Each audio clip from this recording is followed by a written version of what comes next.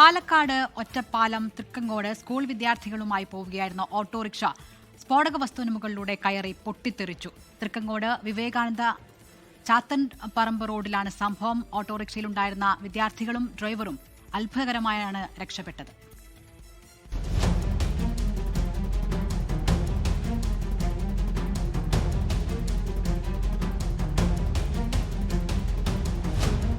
ഇന്ന് രാവിലെ 9:30 വിവേകാനന്ദ ചാത്തൻപറമ്പ് റോഡിലാണ് സംഭവം. മനുശ്ശേരി AUP സ്കൂളിലെ വിദ്യാർത്ഥികളുമായി പോവുകയായിരുന്ന ഓട്ടോറിക്ഷയുടെ ചക്രം കയറിയാണ് റോഡിൽ കിടന്നിരുന്ന സ്ഫോടക വസ്തു പൊട്ടിത്തെറിച്ചത്. ഓട്ടോയിലുണ്ടായിരുന്ന വിദ്യാർത്ഥികളും ഡ്രൈവറും അത്ഭുതകരമായി രക്ഷപ്പെട്ടു. സ്കൂളെത്താൻ 200 മീറ്റർ മാത്രം അകലെ വെച്ചാണ് സ്ഫോടനമുണ്ടായത്. മറ്റൊരു വാഹനത്തിന് സൈഡ് കൊടുക്കുന്നതിനിടെ റോഡിലരികിലുണ്ടായിരുന്ന വസ്തുവിന് മുകളിലൂടെ ഓട്ടോയുടെ ടയർ കയറുകയായിരുന്നു.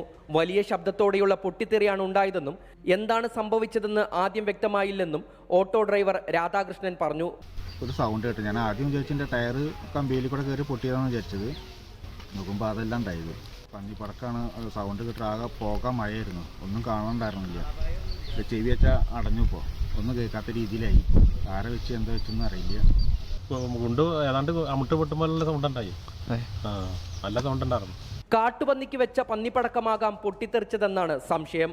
1 മാസം മുൻപ് ഒറ്റപ്പാലം വരോട് പാതയോരത്ത് കിടന്നിരുന്ന പന്നിപ്പടക്കം പൊട്ടിത്തെറിച്ച് വിദ്യാർത്ഥിക്ക് പരിക്കേറ്റിരുന്നു.